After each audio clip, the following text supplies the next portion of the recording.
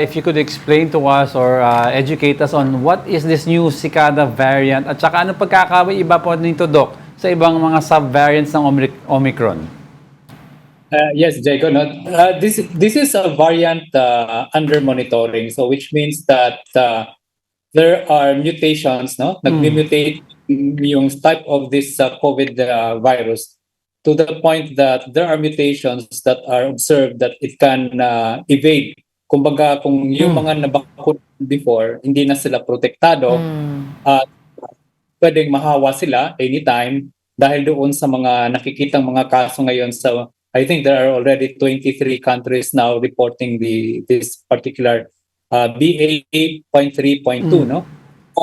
At sa mga kasong nakikita, so far naman, hindi naman, walang namamatay pa, no? Mostly are those na hospital, elderly, which is expected even in COVID na non-cicada type. Ganun naman talaga ang COVID. Pag medyo matanda ka na, doon sila mas mataas ang risk na pwedeng ma-hospital, no? So, doon sa mga data natin nakita based on the early report, this can be the next dominant COVID mutated virus. But again, this is not as bad as we had COVID before when we had 2020, 2021, and 2022. Pero ang ibig sabihin po nito, kasi nakita daw po na may konting spike ng pag-spread nitong virus. Ibig sabihin po, mabilis siyang nakakahawa? And not necessarily na fatal. Okay, bigyan natin ng konting konteksto yan. In contrast that are still having the seasonal influenza, no? Kagaya ng European and US countries. Pag pupunta ka doon ngayon, medyo malamig pa, nandun pa rin yung seasonal influenza nila. So, pag ganito kasi, mataas talaga ang hawaan, regardless kung COVID man yan, no? Or influenza, or RSV virus, kasi nga, maraming taong lumalabas, maraming taong nagkakasakit. So, it is expected that when the COVID mutated will be the one that will also be detected, no? So hindi ibig sabihin na because tumaas ang mga kaso nito na-alarma na sila. In fact, they are not alarmed with this cicada. They're just monitoring it. Parang let's see kung tingnan natin kung it will really be a factor na marami ang ma-hospital. But so far, wala silang ganung nakita. So, Doc, anong pagkakaiba nitong cicada subvariant kaysa sa regular influenza? Yun ang mahirap i-differentiate, Jacob, no? Kasi yung ganitong mga virus kasi ngayon, they present with the same clinical manifestation. Ubo, tapos pag na-hospital, pwedeng magka-pneumonia.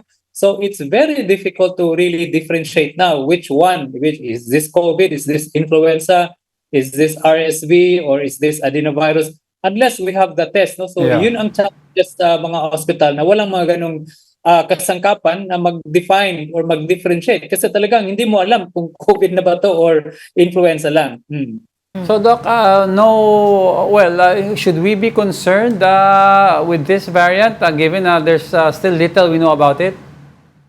I don't think we should be concerned, no? Because as of now, even if you have this subvariant, there are still good drugs that can really treat COVID now, no? Yung mga Paxlovid, mga Remdesivir, which is also available. And we've been doing that for several years now, even after the COVID pandemic. Nakakita pa tayo ng mga mangilan-ngilang kaso ng mga COVID, and they responded well with the treatment. And to further explain it, Doc, bakit po nagkakaroon ng mutation ang isang COVID, ang isang virus? Yes, that's a very important question, no? Because ang pananaw kasi natin dito, COVID will definitely be here for longer period of time, parang influenza na lang yan, no? And because of the ability of the virus to change in terms of it will adapt to the person that mahawa siya, na-adapt na niya yung environment, no? So it changes it mutate to survive in the environment in people who are infected.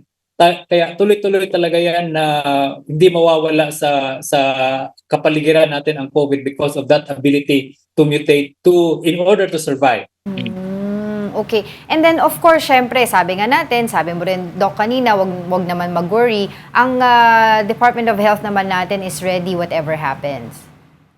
Well, oo, malaking aral yung pandemic natin, Right. no? Because most hospitals now are being capacitated to respond kung meron mang mga ganitong pag-increase ng mga kaso, especially sa mga ganitong kaso ng mga respiratory viral infection that needs mechanical ventilator, more beds, and ICU beds. Oo. So, kumbaga, yung COVID-19 dati, during that lockdown, that period, has become our template, pagdating dito sa mga ganitong virus on how we should respond. Yes, correct. And I think siguro dagdagan ko na lang na yung mga nakinig ngayon, no, we should not panic, no. Ang importante pa rin, if you are in the vulnerable population, pag meron ka mga ganong sintomas, ubo, lagnat, at medyo nahirapan ka ng huminga, magpunta ka agad sa doktor or sa ospital kasi mataas pa rin ang gumagaling ka pag early ang intervention kumpara dong yung hirap na hirap ka na. So Doc, kumbaga, if you have a cough, cold, fever, and manageable, edi just go through the motions of how you would treat a regular flu, that would be sufficient as of now. Yes, for now that is sufficient. Pero pag halimbawa, Diego, ang pasyente natin 60 to 65 years old, an ordinary cough and cold may not be ordinary, may not be simple cough or cold. Ang advice ko, punta pa rin sa mga doktor at kailangan magpabakuna na tayo, no? Darating na yung bagong formulation ng influenza vaccine by April and May. So Okay. sila yung priority na makakuha kagad para hindi sila makakuha ng influenza or flu.